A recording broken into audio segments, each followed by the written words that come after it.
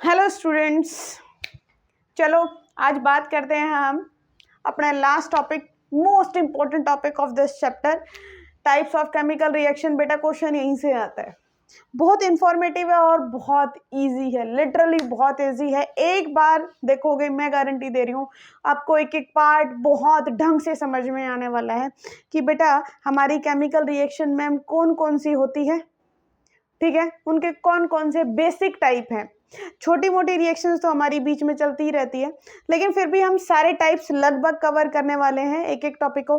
तो बेटा अब हम बात करते हैं टाइप्स ऑफ केमिकल रिएक्शन के बारे में। तो बेटा उसमें सबसे पहले हमारी जो केमिकल रिएक्शन आती है वो आती है बेटा कम्बिनेशन रिएक्शन। कौन सी बेटा? Combination reaction. कौन सी रिएक्शन आती है बेटा? Combination reaction. Ma'am combination reaction क्या होती है?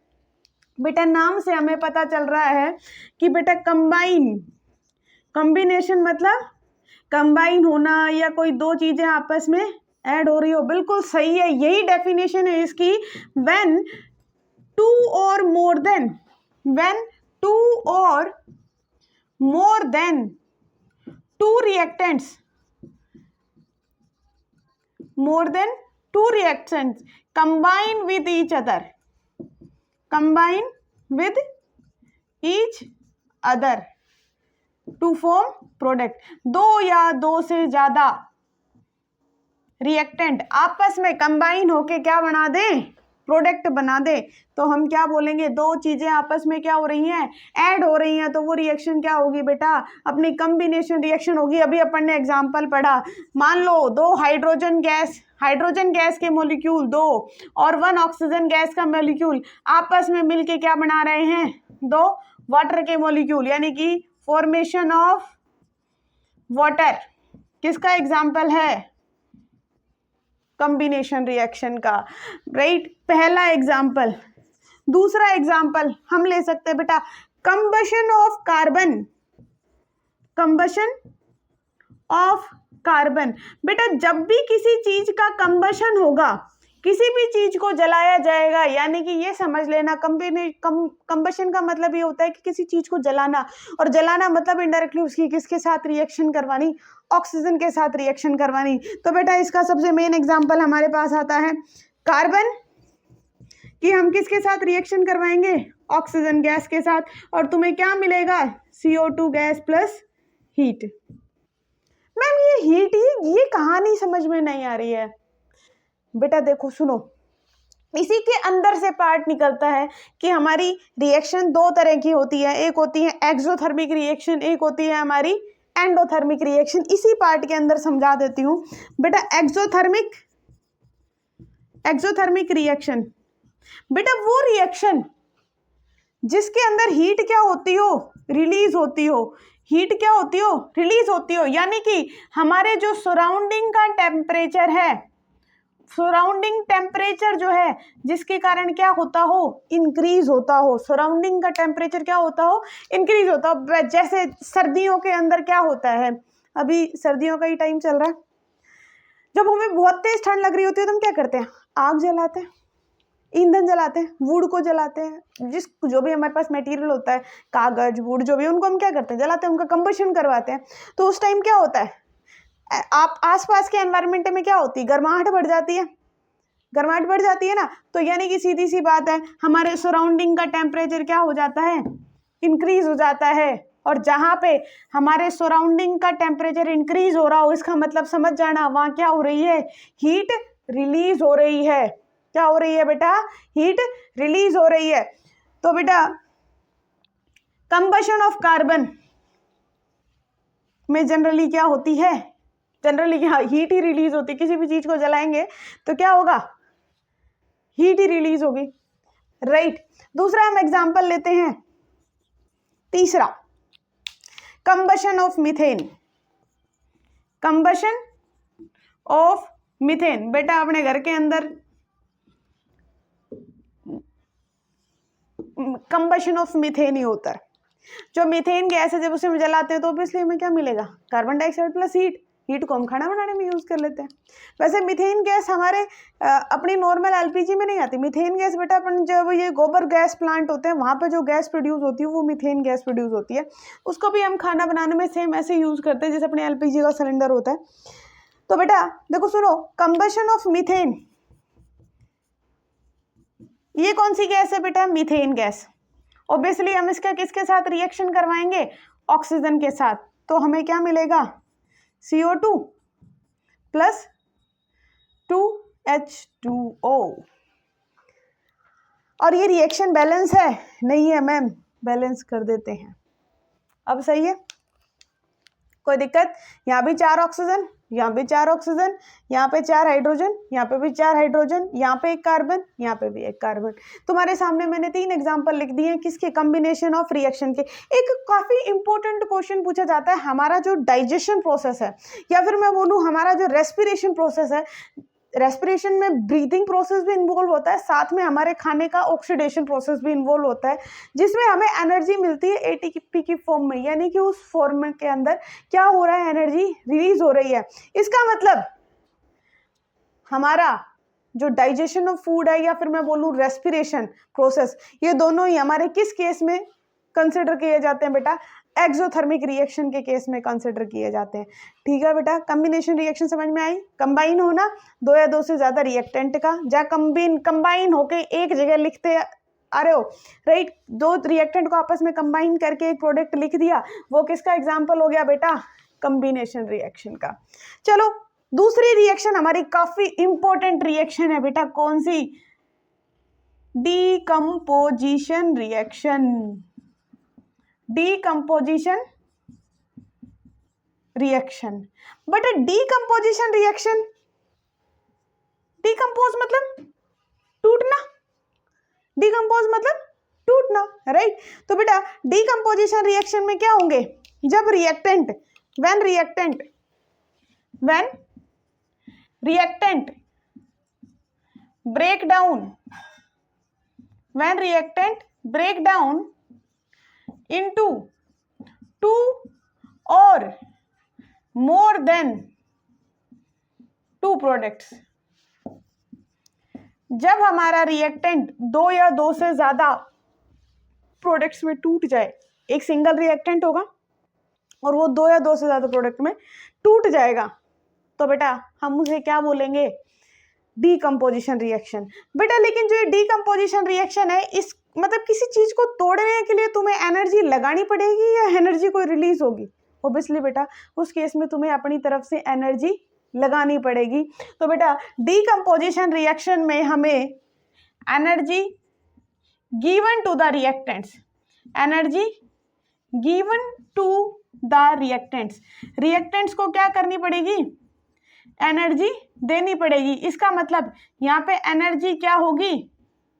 एब्जॉर्ब होगी। इस प्रोसेस के अंदर एनर्जी क्या होगी बेटा? एब्जॉर्ब होगी। और अगर हमारी एनर्जी एब्जॉर्ब हो रही हो तो बेटा उस रिएक्शन को हम बोलते हैं एंडोथर्मिक रिएक्शन। कौन सी बेटा? एंडोथर्मिक रिएक्शन, जहां पे हीट क्या होती है? एब्जॉर्ब होती है। यानी कि यहां से हमें एक बात समझ में आई कि बेटा जो हमारी कॉम्बिनेशन रिएक्शन है वो एक एक्सोथर्मिक प्रोसेस है, जबकि हमारे जो डीकम्पोजिशन रिएक्शन है बेटा वो हमारा एंडोथर्मिक प्रोसेस है। तो बेटा इसको हम थोड़ा और डीप में पढ़ने वाले हैं कि बेटा जो हमारी डीकम्पोजिशन रिएक्शन है वो अपने आप में 3 तरह की होती है। वो 3 तरह कौन कौन से हैं? एक थर्मल डीकम्पोजिशन होता है बेटा, एक हमारा होता है इलेक्ट्रोलाइटिक डीकम्पोजिशन, और तीसरा हमारा होता है फोटोलाइटिक डीकम्पोजिशन। तीनों के हम एक एक एग्जाम्पल लेंगे। पहले आप इसका स्क्रीनशॉट ले लो बेटा।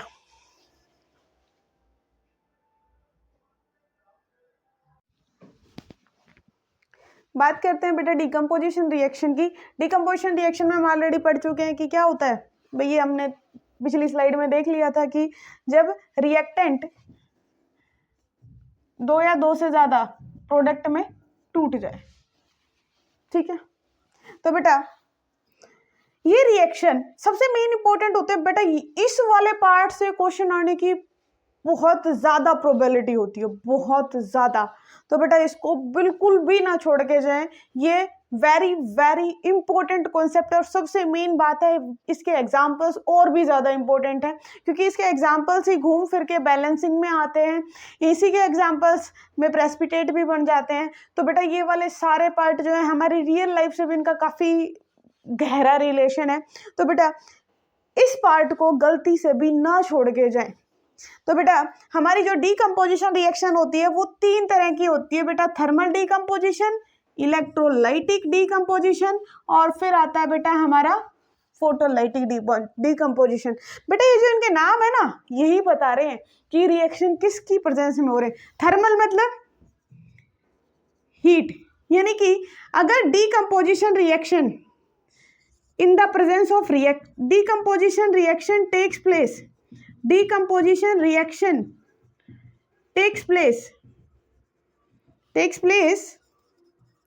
in presence of heat। तो बेटा इस रिएक्शन को हम क्या बोलते हैं बेटा, थर्मल डीकम्पोजिशन। अगर हमारी रिएक्शन किसकी प्रेजेंस में हो रही हो, हीट की प्रेजेंस में हो रही हो, और मैं तुम्हें बता दूं बेटा हीट जहाँ लिखा जाता है वो इस तरह का डेल्टा का फॉर्म बनाया जाता है। और बेटा इसमें मैं यहाँ जो तुम्हें एग्जाम्पल लिखवाने वाली हूँ, मैं कोई छोटे मोटे एग्जाम्पल नहीं लिखवाने वाली हूँ बेटा, ये वाले एग्जाम्पल बहुत बहुत इंपॉर्टेंट है बेटा। इसका सबसे पहला एग्जाम्पल लेते हैं बेटा, CaCO3 calcium carbonate. Calcium carbonate को अगर हम गर्म करेंगे तो बेटा हमें क्या मिलता है, कैल्शियम ऑक्साइड प्लस कौन सी गैस रिलीज होती है बेटा, CO2 गैस रिलीज होती है। और बेटा CaO को हम क्विक लाइम भी बोलते हैं, कैल्शियम ऑक्साइड को हम क्या बोलते हैं बेटा, क्विक लाइम बोलते हैं। ठीक है, दूसरा है बेटा हम आयरन सल्फेट को क्या करें, हम क्या करते हैं, अगर हम आयरन सल्फेट को गर्म करते हैं, किसको, या फिर मैं बोलूँ मैम ये 3 फॉर्म में पाया जाता है, फेरिक, फेरस, तो मैम कौन सा नाम होगा, तो बेटा यहाँ पे हम लिखेंगे फेरस सल्फेट। अगर हम 2FeSO4, बेटा इसकी मैं एक शॉर्ट वीडियो बना दूंगी कि किस केस में हमें फेरस यूज करना है, किस केस में हमें फेरिक यूज करना है और किस केस में हमें आयरन यूज करना है। ये डिपेंड करता है आयरन की ऑक्सीडेशन स्टेट पे। अगर हमारा आयरन की ऑक्सीडेशन स्टेट यहाँ पे +2 आएगी तो +2 आएगी तो हम फेरस यूज करेंगे। आयरन 3 ऑक्सीडेशन स्टेट शो करता है तो उनका मैं एक शॉर्ट वीडियो बना के डाल दूंगी बाद में। ठीक है बेटा, अगर हम आयरन सल्फेट को गर्म करते हैं, अगर हम आयरन सल्फेट को गर्म करते हैं तो बेटा हमें मिलता है Fe2O3 plus sulphur dioxide gas plus sulphur trioxide gas. क्या मिलता है, अगर हम आयरन सल्फेट को गर्म करते हैं तो हमें क्या मिलता है बेटा, फेरिक ऑक्साइड। क्या मिलता है, यहाँ पे हमें क्या मिलेगी, फेरिक ऑक्साइड। कौन सी, फेरिक ऑक्साइड। ये क्या है बेटा, फेरस सल्फेट। ठीक है, और हमें गैस कौन सी मिलेगी बेटा, SO2 और SO3। एक और इंपॉर्टेंट एग्जांपल है, थर्ड एग्जांपल, लेड नाइट्रेट को अगर हम गर्म करते हैं 2PbNO3 का होल ट्वाइस, बेटा इसे भी अगर हम गर्म करते हैं तो बेटा हमें मिलता है lead oxide PbO plus 2PbO plus 4NO2 plus O2 gas. ये हमारा एग्जाम्पल है किसका बेटा, ये तीनों एग्जाम्पल मैं यूं कह रही हूँ कि किसी ना किसी फॉर्म में आ ही जाते हैं, किसी ना किसी फॉर्म में तुम्हें ये क्वेश्चंस देखने को मिल ही जाएंगे भाई। चाहे कई बार तुम्हारे केमिकल XY तरीके से रिप्रेजेंट के भी क्वेश्चन आ जाते हैं, तो बेटा उस फॉर्मेट में भी ये तीनों क्वेश्चंस कोई ना कोई आपको देखने को मिलेगा ही। मैं ये कह रही हूँ ये वेरी वेरी इंपॉर्टेंट है। ठीक है बेटा, अब बात करते हैं हम इलेक्ट्रोलाइटिक डीकम्पोजिशन की। थोड़ा सा छोटा है, ज़्यादा बड़ा नहीं है। इलेक्ट्रोलाइटिक डीकम्पोजिशन, डीकम्पोजिशन किसकी प्रेजेंस में, डीकम्पोजिशन टेक्स प्लेस, यार इलेक्ट्रोलाइटिक है, electricity takes place in the presence of electricity. किसकी प्रेजेंस में बेटा, इलेक्ट्रिसिटी की प्रेजेंस में अगर हमारी डीकम्पोजिशन होती है, इलेक्ट्रिसिटी की प्रेजेंस में। और इसका जो सबसे फेमस एग्जांपल है कि बेटा अगर हम वाटर का इलेक्ट्रोलाइटिक डिकम्पोजिशन करवा दें, मतलब क्या है, पानी के अंदर से सीधी इलेक्ट्रिसिटी पास करवा दें तो तुम्हें हाइड्रोजन गैस और ऑक्सीजन गैस मिल जाती है। सबसे फेमस एग्जांपल है वाटर, ठीक है, के अंदर से अगर हम इलेक्ट्रिसिटी पास करवा दें, इसका कोई सिंबल नहीं है भाई, इलेक्ट्रिसिटी लिखना पड़ेगा, तुम्हें क्या मिलेगा, 2 hydrogen gas plus oxygen gas, electricity की प्रेजेंस में हो रहा है। अरे बेटा जहाँ इलेक्ट्रोलाइसिस होता है, क्या इलेक्ट्रोलाइसिस होता हो, वो सारी इलेक्ट्रोलाइटिक डिकम्पोजिशन रिएक्शन के एग्जाम्पल है। ये हमारा पहला एग्जाम्पल। और दूसरा एग्जाम्पल बेटा हम चैप्टर 2 के अंदर पढ़ेंगे, अभी मैं बताऊंगी, क्लोरो एल्कली प्रोसेस, बहुत इंपॉर्टेंट प्रोसेस है अपने एसिड बेस और साल्ट के अंदर, किस तरीके से हम सोडियम हाइड्रोक्साइड कॉमन साल्ट से किस तरीके से हम सोडियम हाइड्रोक्साइड, हाइड्रोजन गैस और क्लोरीन गैस बनाते हैं, उस प्रोसेस को बोलते हैं हम क्लोरो एल्कली प्रोसेस। बेटा वो क्लोरो एल्कली प्रोसेस भी इनडायरेक्टली इलेक्ट्रोलाइटिक डिकम्पोजिशन है, और वो भी किसकी प्रेजेंस में होता है बेटा, इलेक्ट्रिसिटी की प्रेजेंस में होता है, और उसकी रिएक्शन होती है बेटा 2NaCl, Bryan water. Bryan water है, जब पानी के अंदर हम नमक मिला देते हैं तो हमारा जो सॉल्यूशन तैयार होता है वो क्या तैयार होता है बेटा, ब्राइन वाटर तैयार होता है। 2NaCl plus 2H2O gives 2NaOH plus hydrogen gas plus Cl2 gas. बेटा इस प्रोसेस से हमें हमारे बहुत इंपॉर्टेंट प्रोडक्ट मिलते हैं, सोडियम हाइड्रोक्साइड, हाइड्रोजन गैस और क्लोरीन गैस। सेम ये की ये रिएक्शन मैं तुम्हें 2nd चैप्टर में भी पढ़ाने वाली हूँ।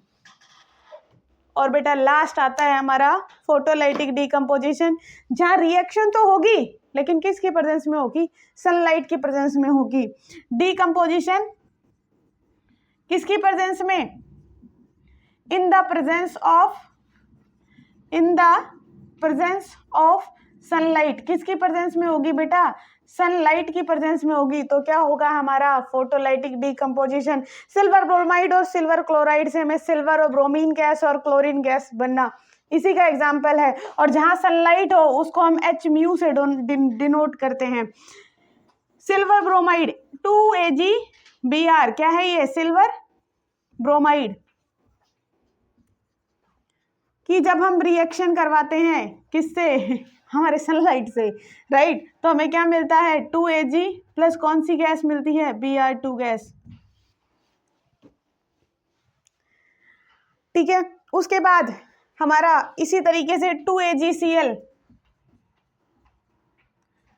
H की प्रेजेंस में क्या मिलता है बेटा, 2Ag प्लस Cl2 गैस। बेटा इस वाले पार्ट की एप्लीकेशन बहुत ज़्यादा पूछी जाती है अपने एक्सरे वगैरह में, ये रेडिएशंस की फॉर्म में जहाँ जो कोई चीज़ देखी जा रही है जनरली वही इनके एग्जांपल्स हैं, राइट। तो बेटा आई थिंक डिकम्पोजिशन रिएक्शन तुम्हें पूरी तरीके से समझ में आ गई होगी। 3 तरह की होती है, कौन कौन सी होती है, उनका पूरा फॉर्मेट समझ में आ गया होगा। उसके बाद नेक्स्ट हमारी आती है बेटा डिस्प्लेसमेंट रिएक्शन, वो भी हम अभी करने वाले हैं, एक बार इसका स्क्रीनशॉट ले लो।